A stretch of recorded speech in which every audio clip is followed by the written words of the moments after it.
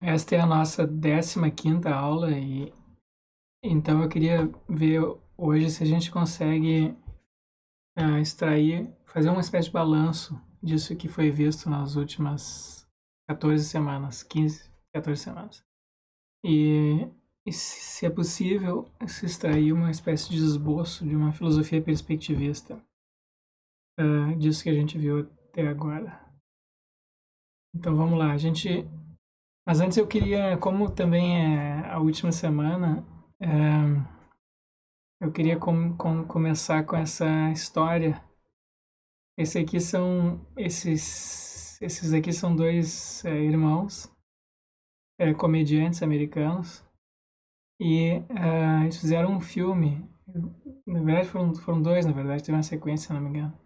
The Blues Brothers. E eles, então, é uma comédia, e eles nessa comédia estão numa missão amando de Deus, buscando salvar um orfanato. O orfanato no qual eles foram criados. E eles são uns trambiqueiros, uns pilantras, né? Mas eles estão a serviço de Deus.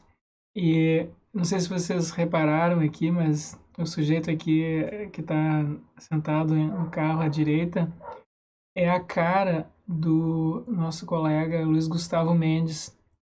E, e o irmão dele aqui do lado é o Elfio Mendes.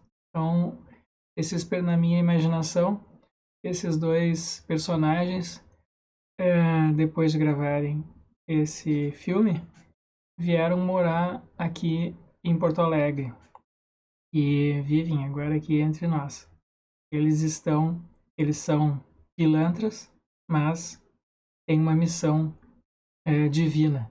E conversando com um deles, com o Elfio, há algumas semanas, o Elfio me contou a história de Adam Schmidt, o empirista de Novo Hamburgo, que é um filósofo que vive aqui na grande Porto Alegre e que é um filho rebelde de idealistas alemães. E hoje ele pratica uma filosofia estritamente empirista. E ele é amigo do analítico de Bagé, que é um filósofo que é peão de estância no interior aqui do Rio Grande do Sul, nos Pampas, e que é considerado lá pelos seus pares como o lógico mais afiado do Rio Grande do Sul. E ele é bisneto do índio Ibagé, um charrua lendário da região da Campanha. Então, a gente tem aqui várias já perspectivas imaginárias, né? Perspectiva dos Blues Brothers, os pilantras que estão numa missão divina, a perspectiva empirista de Adam Schmidt e a perspectiva analítica, lógica, do analítico de Bagé. E então a nossa questão, uma questão que a gente pode colocar é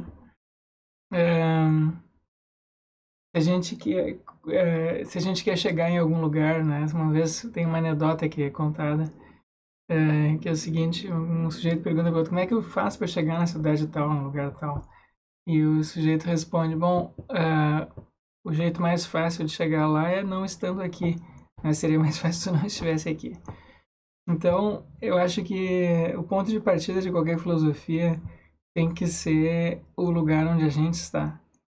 E o lugar onde a gente está é habitado por personagens como esses aí que eu mostrei para vocês.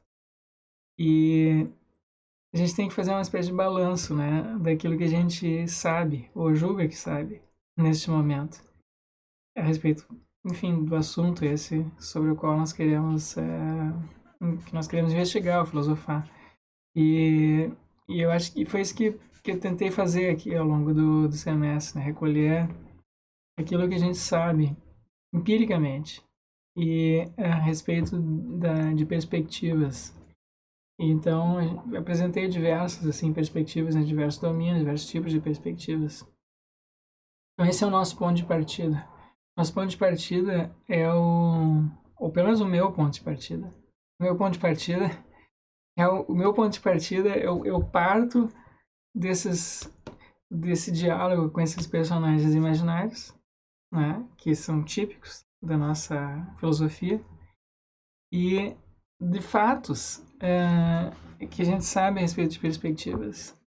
A gente sabe que nós temos evidentemente, perspectivas visuais, mas nós usamos a palavra perspectiva em sentidos metafóricos.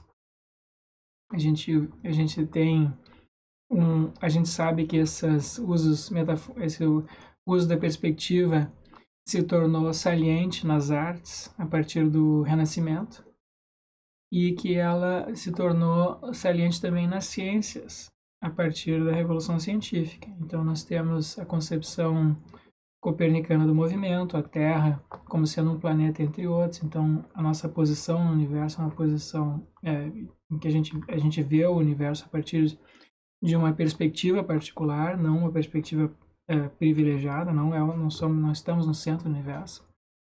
A gente tem também uma perspectiva particular das relações espaço-temporais, segundo Einstein, porque qualquer afirmação de simultaneidade ou de distância é também relativa ao nosso ponto de vista, a velocidade com que nós estamos nos movendo com relação ao objeto, às coisas que estão sendo observadas. Então não existe, assim como não existe uma observação absoluta, a gente não tem como fazer ou conhecer absolutamente, de modo absoluto, o movimento de um objeto, tampouco nós podemos conhecer de maneira absoluta, não relativa, o tamanho de um objeto ou a duração, o tempo que transcorreu entre um evento e outro. E também nós temos hoje na ciência uma noção relativa, perspectivas, se quiserem, da particularidade de uma partícula. Né? Então, o que constitui uma partícula, ela só tem como ser descrita a partir da perspectiva de um sistema físico. Então, nós tivemos diversas assim, modificações no interior das ciências naturais, da física em particular, que introduziram, né, e aprofundaram a noção de perspectiva. Isso aconteceu também nas outras ciências, aconteceu na biologia, enfim, aconteceu com certeza nas ciências humanas, mas justamente essa que é supostamente a mais exata das ciências, que é a física, isso aconteceu de modo assim muito evidente. A gente tem também perspectivas psicológicas que se tornaram muito salientes, né, com o passar dos anos, com o desenvolvimento da psicanálise, da psicologia, das ciências cognitivas. A gente tem perspectivas linguísticas, que nem a gente viu com o material do Lakoff, né, metáforas, narrativas, molduras linguísticas que nós usamos, às vezes inconscientemente. Nós temos perspectivas políticas, sociais, morais, também perspectivas espirituais, né, que diz respeito assim ao sentido da vida e aquilo que orienta a minha vida, aquilo que é sagrado para mim ao redor do que a minha vida gira.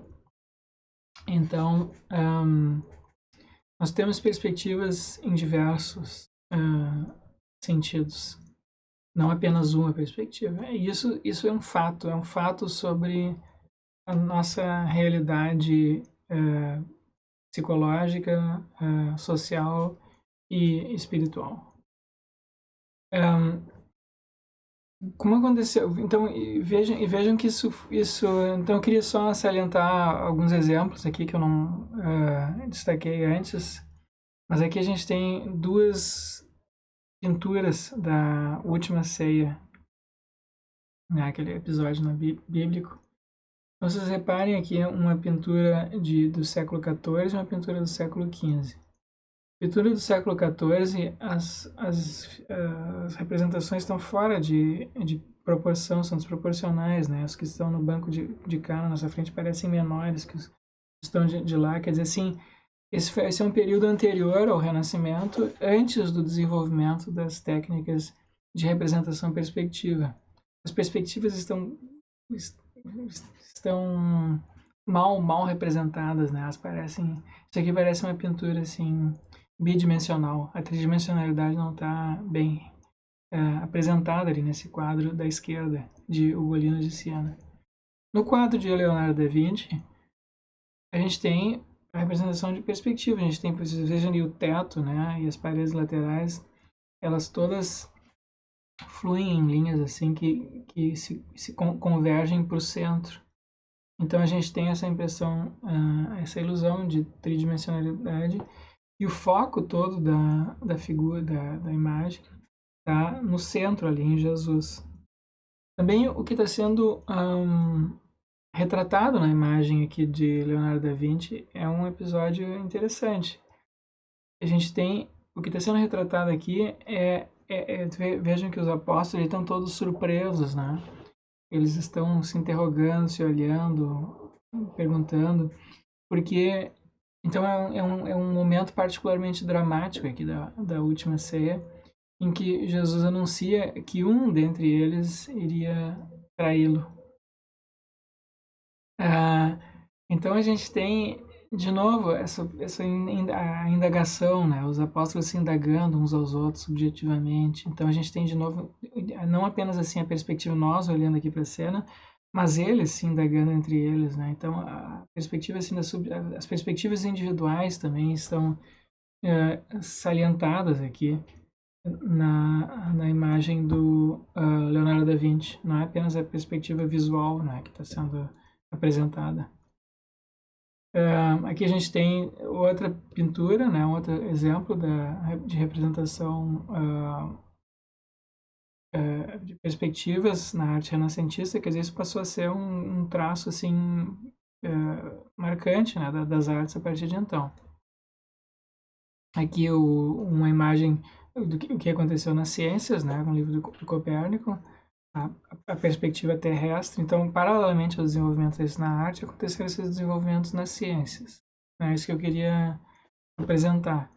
Nós nos tornamos conscientes, digamos assim, culturalmente conscientes, né, da nossa própria perspectiva. Nós passamos a nos considerar como indivíduos que veem o mundo a partir de uma certa perspectiva particular, que tem, como diz o Heidegger, uma imagem de mundo. Diferente do indivíduo medieval, que se considerava como parte de um todo ao qual hierarquizava, no qual ele estaria integrado. Então, há uma mudança muito grande na mentalidade europeia dessa época, né? E isso marcou o desenvolvimento da nossa civilização toda, do mundo inteiro, na verdade, não só a civilização europeia, porque isso se espalhou pelo mundo inteiro depois. Aqui a gente tem, eu já tinha mencionado isso, aqui a gente tem um mapa do século XV e depois um mapa do século XVI. No mapa do século XV, então um pouquinho antes de Copérnico, um pouco antes ainda do Renascimento, esse mapa ele é um mapa baseado nas anotações de Ptolomeu do século II. E ele é um mapa completo do mundo, não tem nada faltando, não tem nenhuma região ali digamos assim, que é desconhecida, né? Diferente do mapa aqui de Diogo Ribeiro, um português de 1529, um mapa incompleto. Vocês vejam ali que a costa leste das Américas, aliás, a costa oeste, desculpe, das Américas, está incompleta, não está preenchida. Né? Então, é um mapa em que diz assim, olha, que a gente não... Né, diferente dos mapas antigos e medievais, em que se supunha que tudo aquilo de essencial que precisa ser conhecido já é conhecido. A partir do Renascimento, a gente se coloca com... Individualmente, nós não sabemos tudo. E nós podemos estar enganados sobre aquilo que nós sabemos. Então, a gente tem... A gente tem uma multiplicidade, né, de perspectivas possíveis. E aqui a gente tem, por exemplo, mapas, né, diferentes tipos de projeção possível do globo terrestre num mapa bidimensional.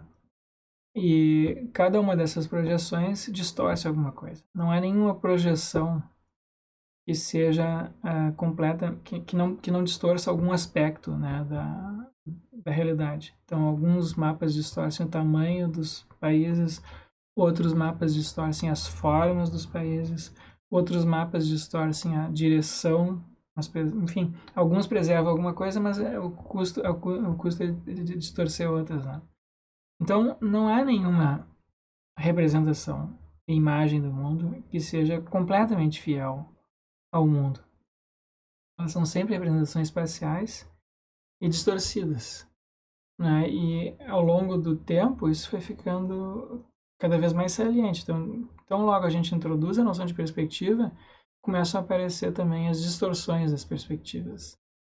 E a gente tem a evolução dos mapas de metrô. Então, em 1908 a gente tinha ali um mapa em que buscava representar mais fielmente, né, os trajetos das linhas de metrô. Vocês vejam ali que isso aqui é o metrô de Londres, né? Em 1908 a gente tinha ali uma sobreposição das linhas de metrô com as ruas da cidade de Londres, e os traçados das linhas são curvilíneos, são irregulares. A distância entre as estações também é irregular, mas ela pretende representar as proporções que de fato se encontram na realidade. O mapa de 1925 desconsidera completamente as ruas, agora só apresenta as estações de metrô.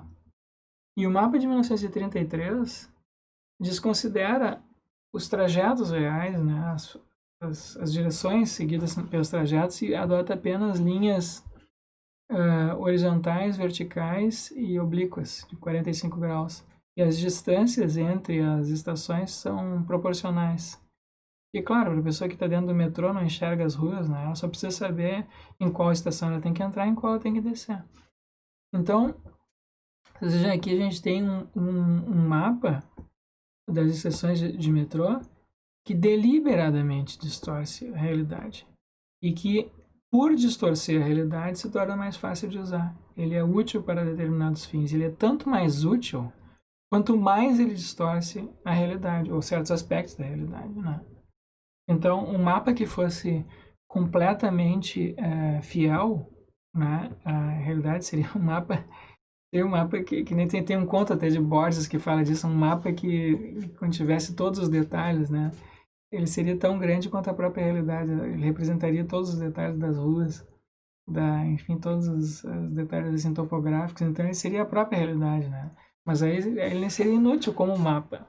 O mapa só é útil se ele apresenta esquematicamente alguns aspectos da realidade, distorcendo outros. Então, isso acontece com as nossas imagens de mundo, né? Elas captam alguns aspectos da realidade e distorcem outros.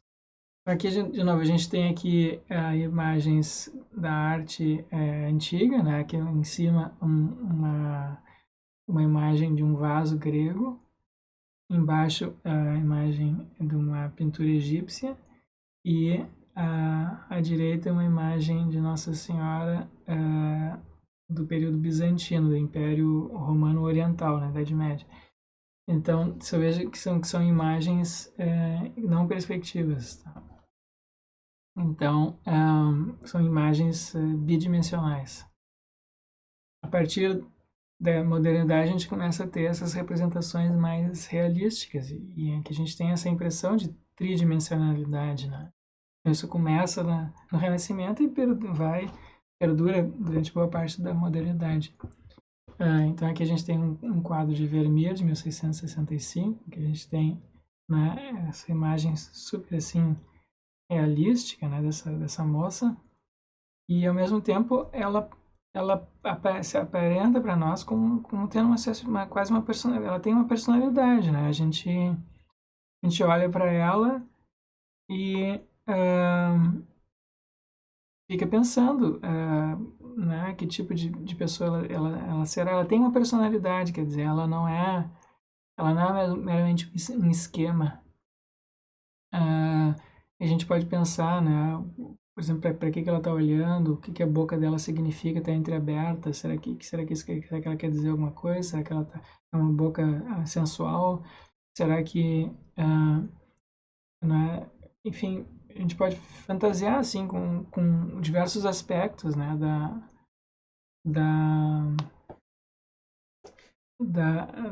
da subjetividade dela e da atitude dela. Não é que fica difícil de fazer isso com aquelas figuras bidimensionais. A figura bidimensional é uma figura com a qual a gente interage de outra maneira.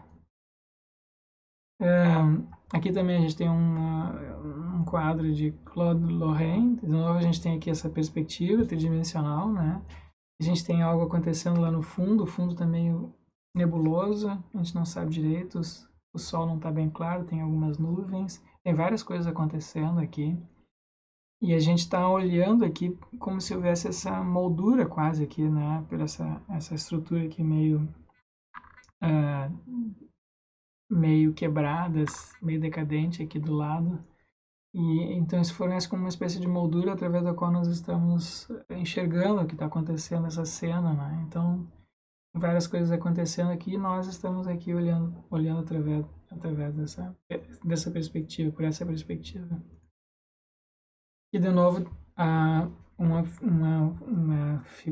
pintura famosa do século XIX, de novo, é a perspectiva nossa e do indivíduo ali bem saliente, né? O indivíduo se confrontando com a natureza, uma paisagem distante, né? Uma paisagem, digamos assim, um abismo ali, talvez. Enfim, de novo, a perspectiva individual sendo salientada. E a partir do final do século XIX as coisas começam a mudar, porque aquela busca, né, de um certo realismo nas artes começa a ser substituída por uma representação de impressões subjetivas. Então aqui a gente tem claramente uma percepção subjetiva, né, particular, distorcida da realidade. Então, existe um progressivo descolamento, né, da realidade tal como ela se apresenta para nós. Da mesma maneira que a gente viu lá naqueles mapas um progressivo descolamento, né, os mapas do metrô,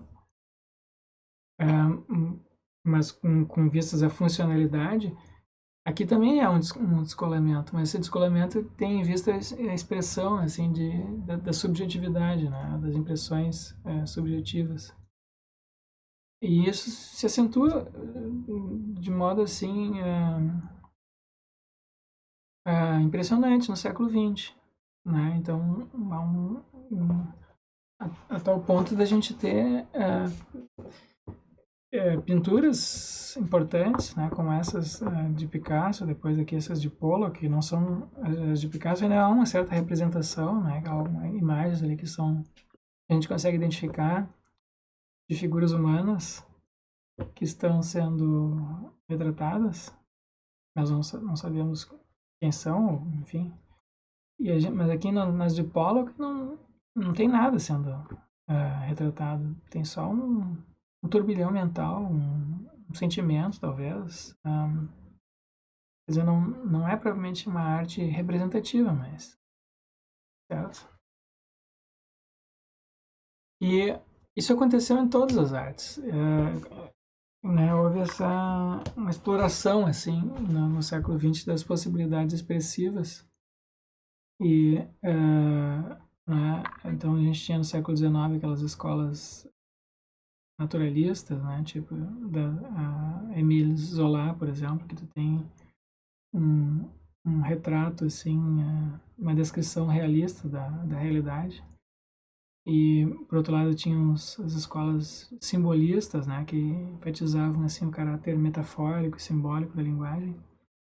E isso é levado ao extremo por pessoas assim como o James Joyce, né, e a tal ponto de Virginia Woolf dizer que, que esses livros do Joyce são como terríveis derrotas, porque seriam reduções ao absurdo da máxima ambição literária, né, transcrição minuciosa da realidade, né? A gente tem a- um dia inteiro, um dia da vida do personagem de Ulisses sendo descrito no livro inteiro, então os pensamentos, as minúcias, os acontecimentos.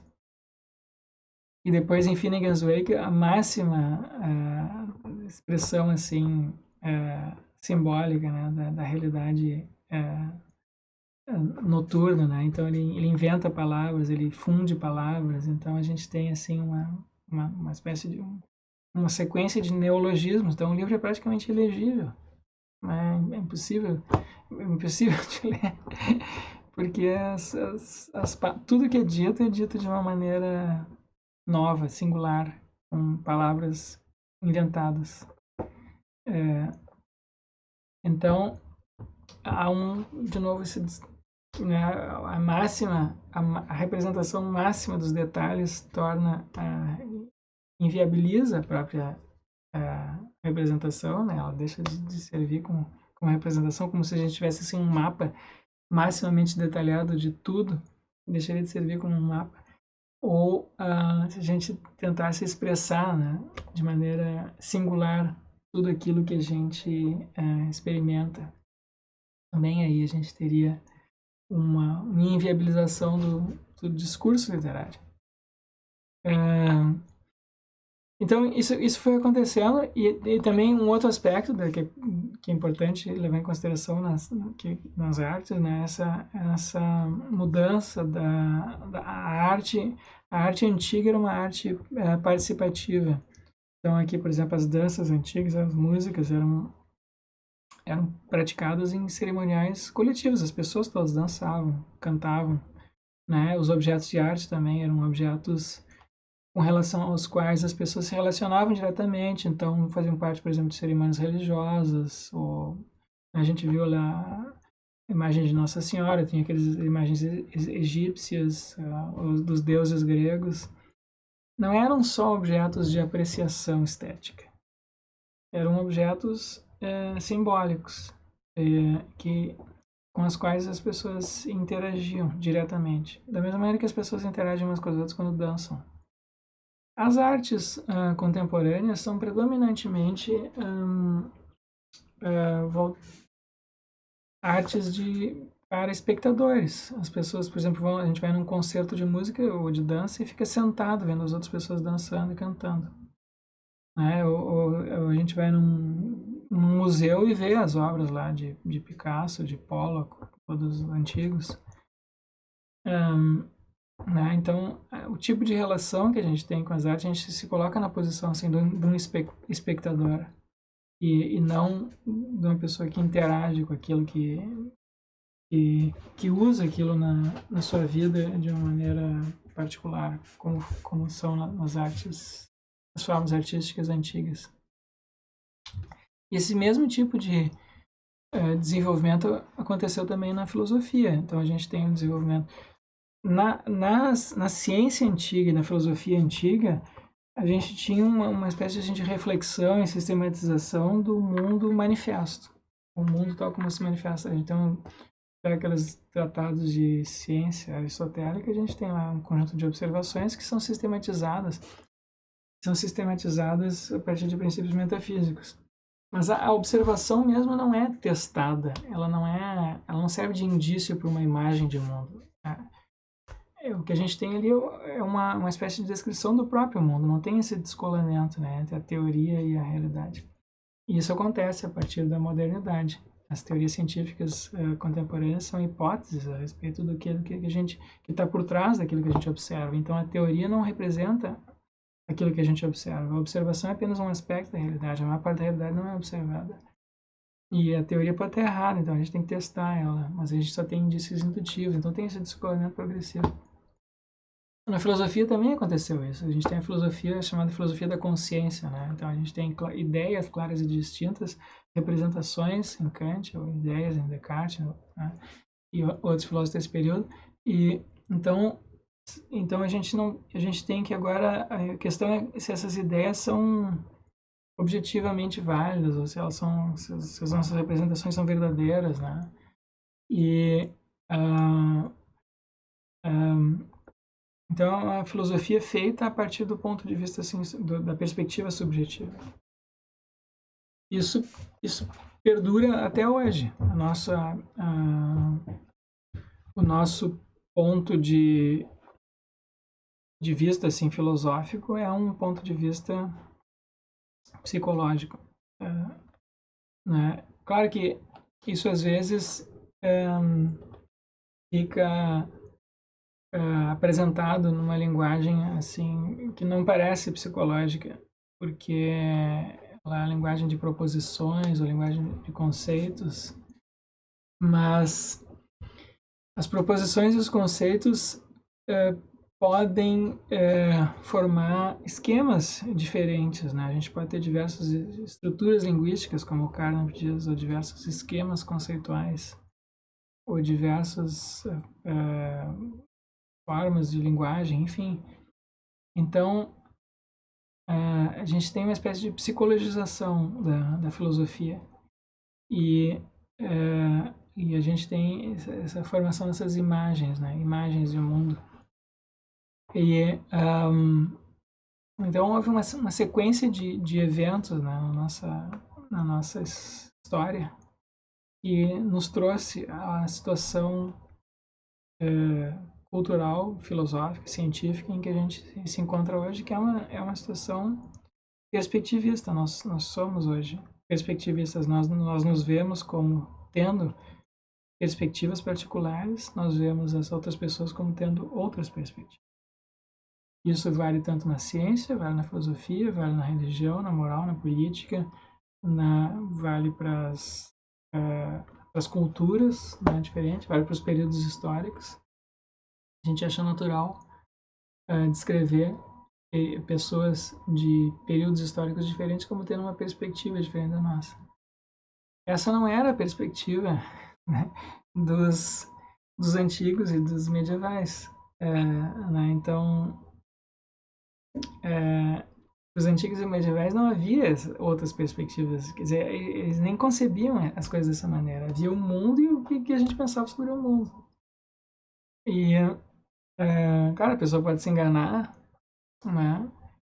Mas se enganar significa não pensar as coisas como elas são e não quando tu coloca quando a gente coloca as quando a gente concebe os nossos próprios pensamentos dessa maneira perspectivista, que nem essa pessoa conceber, é possível, a gente começa a cogitar a possibilidade, né, de duas pessoas terem perspectivas diferentes, dizerem coisas diferentes a respeito do mundo, e mesmo assim estarem ambas certas, né? Porque a gente pode ter, como nos mapas, a gente pode ter mapas diferentes que salientam aspectos diferentes do mesmo mundo. E então, perspectivas diferentes não significa necessariamente que uma está certa ou outra está errada. Eu posso ter várias perspectivas que salientam aspectos diferentes da realidade. Não tem uma que é correta ou em detrimento da outra. Ou se tem, eu não tenho como julgar, né? Eu não tenho uma perspectiva assim neutra. Enfim, cara, no caso do mapa é mais isso. E a gente tem o globo terrestre com o qual a gente pode comparar, né? Mas enfim, em princípio a gente poderia, a gente sempre pode ter distorções diferentes servindo a propósitos diferentes, sendo úteis para propósitos diferentes, né? Mapas distorcidos de maneiras diferentes podem ser úteis para propósitos diferentes. Então não tem uma distorção que seja assim, em princípio, incorreta. Ela pode ser incorreta para determinados propósitos apenas. Então a gente tem, essa é a nossa situação, a gente tem perspectivas, né, de diversos tipos. A gente não tem uma só perspectiva, a gente tem várias perspectivas simultâneas, concorrentes.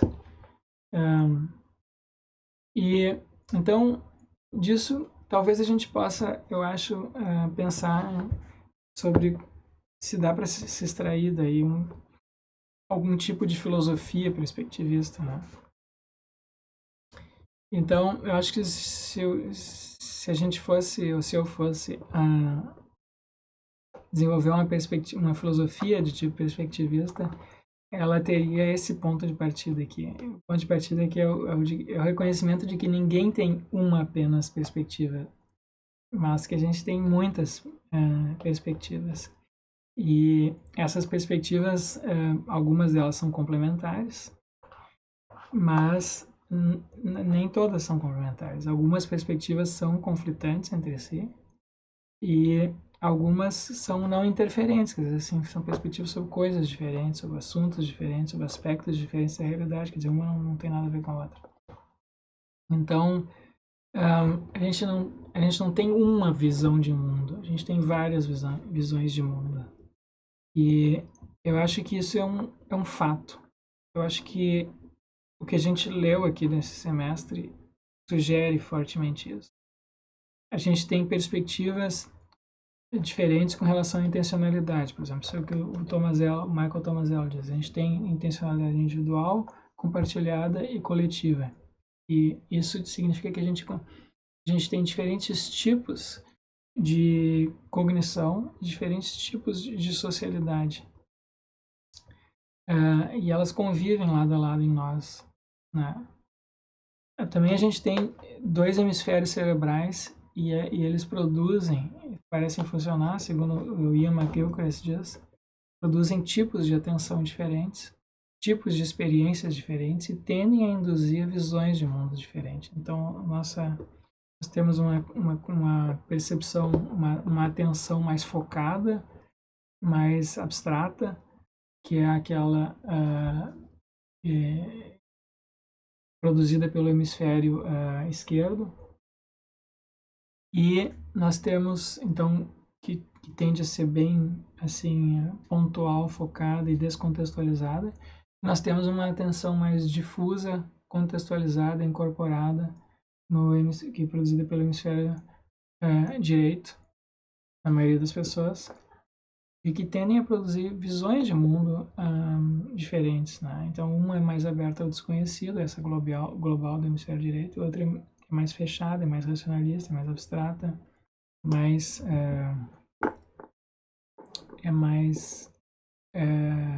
ela é fechada para o desconhecido, ela tende a classificar aquilo que já é conhecido, reconhecer apenas aquilo que já se sabe existir, né? E a gente tem também perspectivas inconscientes, né? A gente tem mecanismos da nossa mente que funcionam de maneira automática e inconsciente e que produzem imagens e que têm uma dinâmica própria. E eles parecem, né, produzir inclinações em nós, comportamentos em nós e induzir certos tipos de pensamentos em nós também. Então, além desses mecanismos conscientes dos quais fala o Tomazello e o McGilchrist, há também esses outros mecanismos mentais inconscientes. Além disso, nós temos predisposições emocionais, sentimentais e cognitivas distintas, e essas predisposições, em parte, são biológicas, são inatas, né? A gente nasce com isso, mas elas variam de uma pessoa para outra, variam dentro de uma certa gama, mas há variações. E então tem pessoas que são mais assim propensas a determinados tipos de emoções, outras pessoas são mais propensas a outros tipos de emoções. Algumas pessoas são mais sentimentais, outras menos sentimentais. Algumas pessoas têm alguns vieses cognitivos mais salientados do que outras pessoas e assim por diante.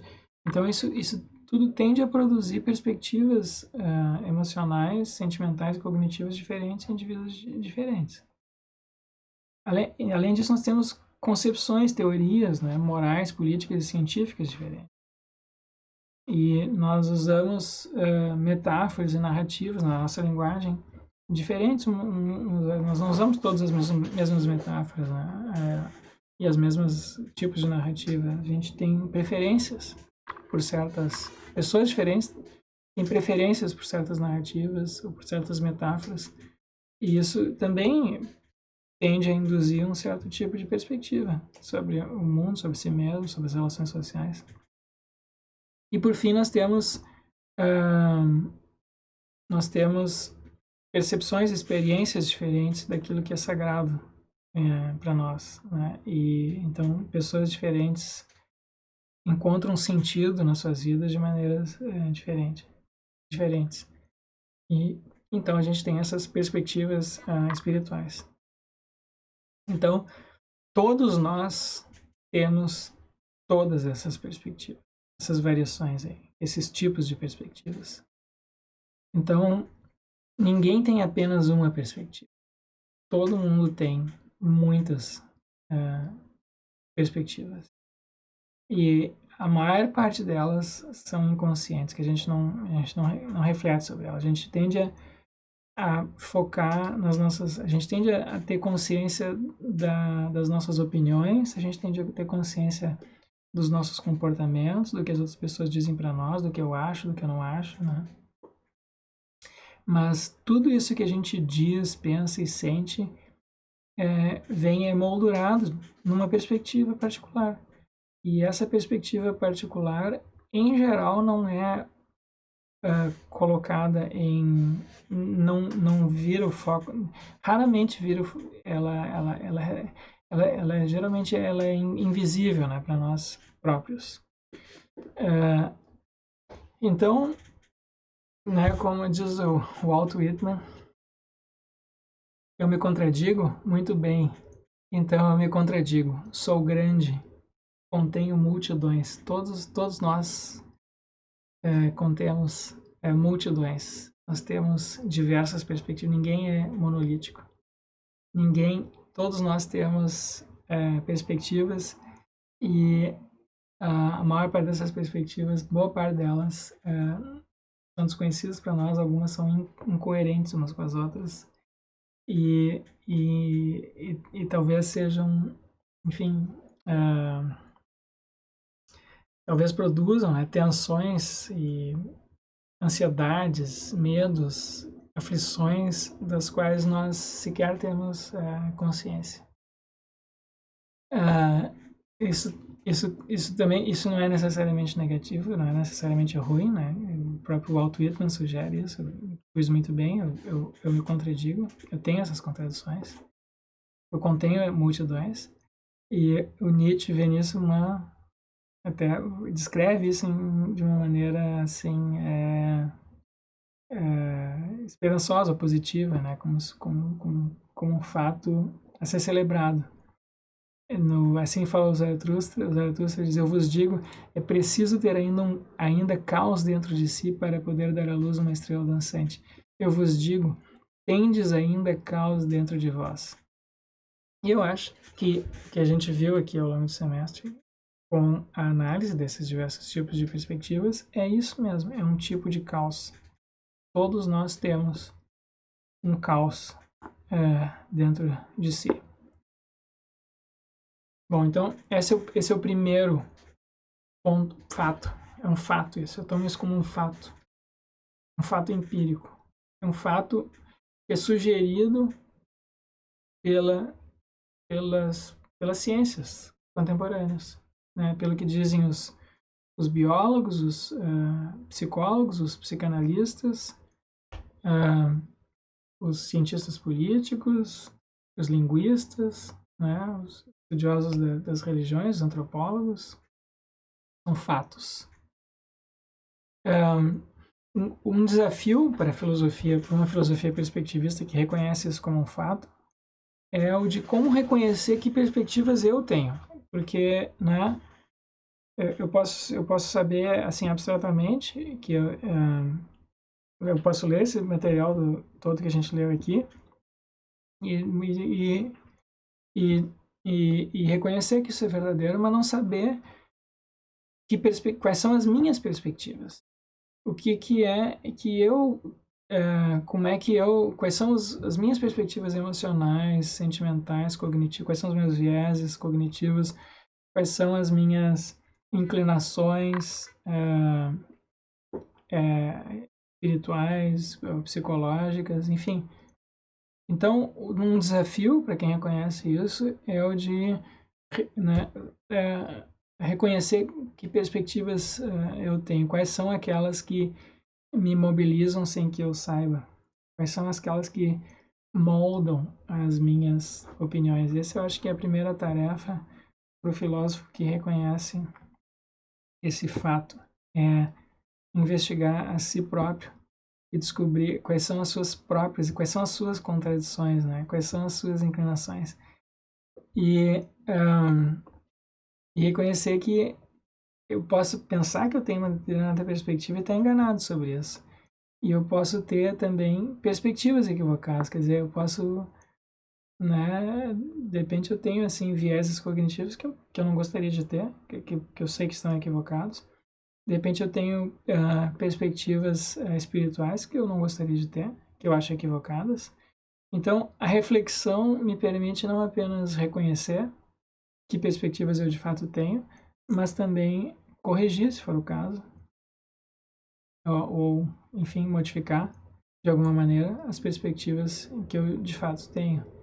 Então, esse é um tipo de filosofia, eu acho que é como aquela que o Stanley Cavell às vezes sugere, né? Que é uma filosofia como uma espécie de educação para adultos, né? Depois, né? Então, tem a educação para crianças de matemática, português, ciências básicas, o treinamento profissional, mas tem a educação para adultos, né? Que é uma educação continuada sobre isso que é invisível a maior parte do tempo e que nos mobiliza o tempo inteiro.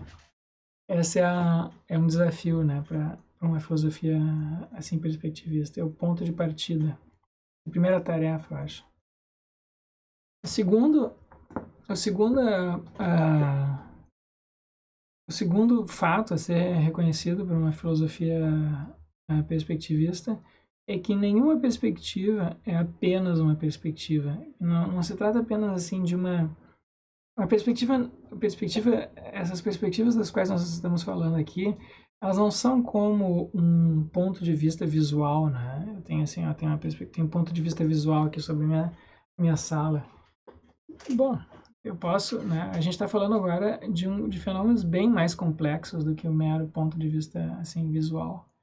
Então a gente está falando de fenômenos mentais, emocionais, cognitivos, sociais, políticos, que dizem respeito às nossas interações com as outras e com as outras pessoas e também que dizem respeito àquilo que dá sentido à minha vida. Então esses são fenômenos assim super complexos e eles nunca vêm sozinhos, né? Eles vêm misturados. Então as perspectivas vêm misturadas. Então a gente não tem uma perspectiva assim da consciência que seja independente das perspectivas da inconsciência que nós temos. Nós não temos perspectivas sentimentais ou emocionais que sejam independentes das nossas perspectivas ou que não afetem as nossas perspectivas racionais ou cognitivas. Nós não temos perspectivas morais sem predisposições corporais. Nós não temos perspectivas assim científicas sem perspectivas metafísicas, umas interferem nas outras. Nós não temos linguagem literal sem linguagem metafórica. Não temos identidade pessoal sem narrativas. E não temos perspectivas subjetivas sem outras pessoas. Então esse é o segundo fato, eu acho, que é sugerido por essa literatura. Elas são complexas. Todas elas são complexas.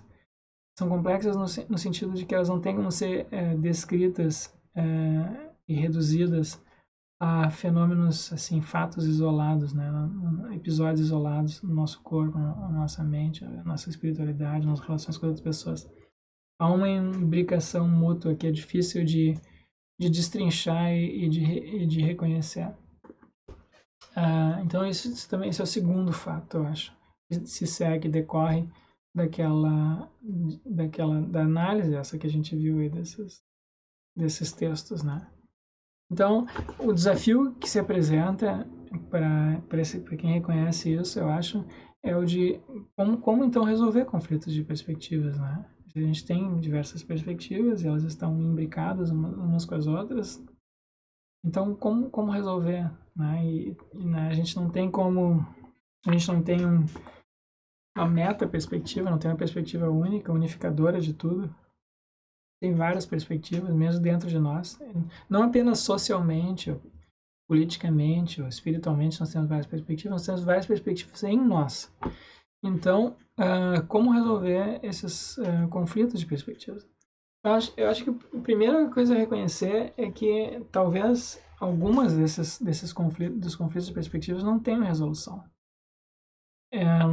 Talvez eles haja mesmo contradições, incompatibilidades na sociedade, no mundo, enfim, nas pessoas, né, no modo das pessoas viverem, e também na nossa mente, na nossa espiritualidade. Nós podemos ter inclinações incoerentes.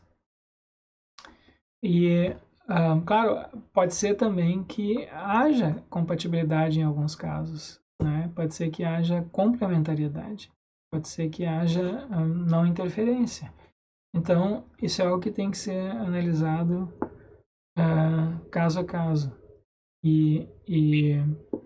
Mas a gente não pode partir, eu acho, do pressuposto, né, de que num pressuposto assim fantasioso, né, de que o mundo é o único, de que as coisas todas são coerentes e têm um propósito. Enfim, isso é o que é posto em xeque justamente pelo perspectivismo. Pode ser que seja assim, mas isso tem que ser isso tem que ser uma descoberta. Isso se nós para se dizer isso, tu tem que afirmar isso com base em algum tipo de indício, né? De algum tipo com resultado de algum tipo de investigação. A priori, tu não pode supor. Então, a priori, em princípio, a gente tem que poder reconhecer que talvez alguns conflitos de perspectivas não sejam solúveis. E também reconhecer que, além da metodologia dos conflitos, da estática dos conflitos, existe uma dinâmica. Quer dizer, às vezes os conflitos eles não se resolvem, mas eles se transformam em outras coisas. Há uma evolução dos conflitos, assim como há uma evolução das perspectivas, que a gente viu aqui. Pode haver uma evolução das diversas perspectivas, uma imbricação uma pelas outras, e de maneiras assim que muitas vezes fogem ao nosso controle, ao nosso conhecimento. Então, né, às vezes não pode resolver um conflito, mas tu pode, pelo menos assim, modificar algumas coisas na dinâmica daqueles conflitos. Então, como fazer isso? Como reconhecer os diversos tipos de conflitos, destrinchar eles, saber se são conflitantes, se são solúveis ou não são solúveis, e qual é a dinâmica deles, são desafios, eu acho, para uma filosofia de tipo perspectivista. Então, tem algumas discussões que vêm sempre associadas a isso. O livro da Maria Bagravian, que eu indiquei como leitura para essa aula de hoje, e enfim, tem outros, os livros da Michela Massimi também falam de alguns aspectos disso. Existe um certo receio, né, na literatura sobre o relativismo, quer dizer, assim, a ideia de que duas pessoas possam ter opiniões divergentes a respeito de um assunto, incompatíveis, e as duas estarem certas, né? Então, para mim isso é verdadeiro, para ti é falso, mas as duas pessoas estarem certas de alguma maneira, né? Então seria como se a verdade fosse relativa. Eu acho que do ponto de vista quer dizer, tudo isso tudo depende de como essas questões são formuladas, né?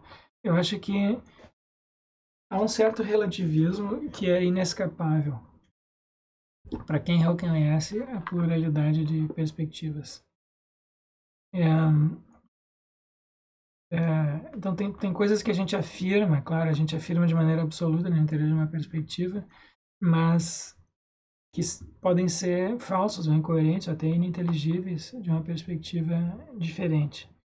Então, se eu reconheço perspectivas diferentes, então eu tenho que reconhecer que legitimidade ou a validade ou a assertibilidade de uma afirmação é em parte, ou o mesmo significado, né, de uma afirmação, é em parte relativo à perspectiva a partir da qual ela está sendo feita. No entanto, internamente a uma perspectiva pode ser que a gente tenha critérios bem rígidos, bem estabelecidos, né, e talvez até absolutos, de correção e incorreção. Então,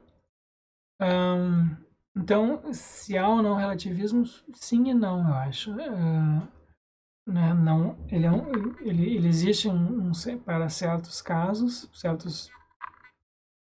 certos conflitos de perspectivas que não são complementares e que, quer dizer, são conflitos reais, né? Pode haver conflitos reais.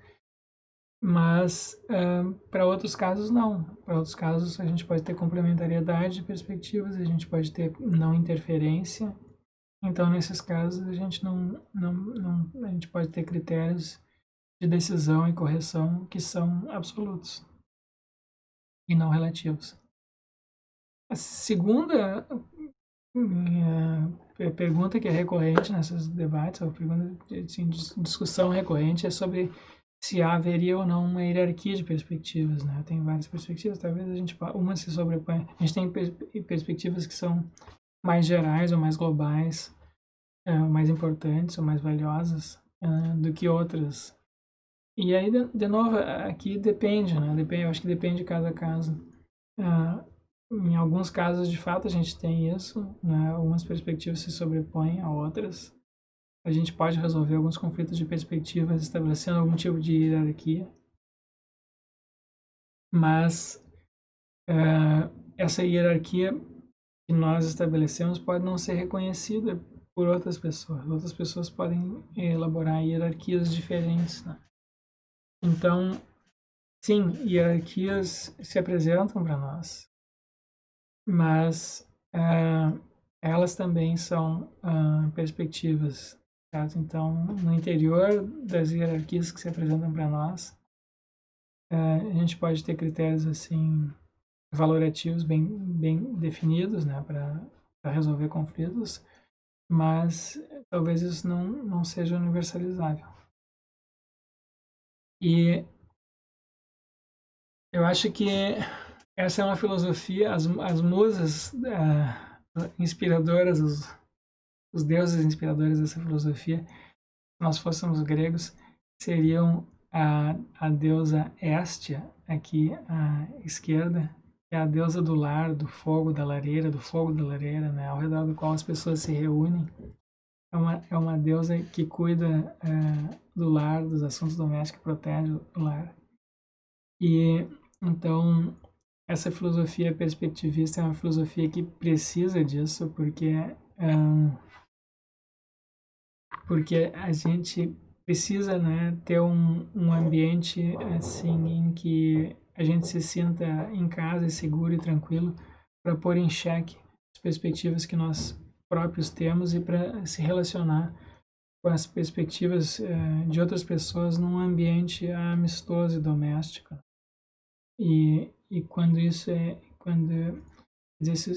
civiliza, digamos assim, o diálogo entre as perspectivas.